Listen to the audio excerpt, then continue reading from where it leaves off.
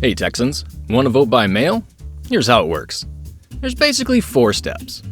Qualify, apply, fill out your ballot, and turn it in. First, you gotta find out if you qualify. As a registered voter, you can apply for a mail-in ballot if you're 65 or older, you'll be away from your home county for the entirety of the voting period, you've got a physical illness or disability that makes it dangerous for you to vote in person, or if you're in jail. The quickest way to get an application is to download and print a PDF from votetexas.gov. Print it, fill it out, stick a stamp on it, and mail it to your county's election official. That's usually the county clerk or elections administrator, depending on where you live. It's important to know that your application has to arrive at the elections office no later than October 23rd. Once they process your application, the county will send your blank ballot to you in the mail.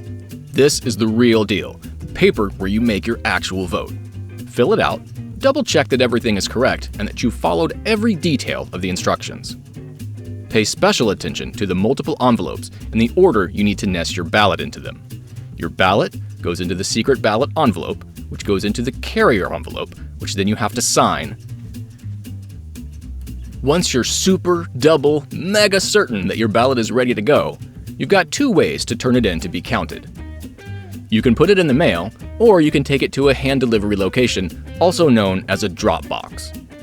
Mailing your ballot is pretty straightforward. Just put a stamp on it and put it in the mail. You want to do this as soon as possible, because if the county elections office doesn't receive your ballot by 7 p.m. on November 3rd, then your vote won't get counted, no matter when you actually put it in the mail. And given the effects of this year's political meddling in the Postal Service, it's a good idea to give your ballot plenty of time to meet the deadline.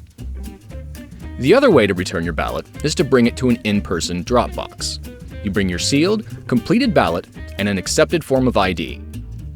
A poll worker collects your signature and then your ballot goes into the box. Keep in mind that each voter can only turn in their own ballot. This method is a good way to bypass the uncertainty of postal delivery. But there's been a lot of legal back and forth about whether a county can have 1 or more drop boxes. That means that this approach may or may not be the way to go. Whichever way you choose to vote, remember this: voting is a right.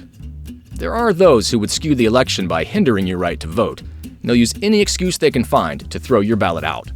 So don't give them one. Get your ballot, fill it out 100% correctly, and return it as soon as you can.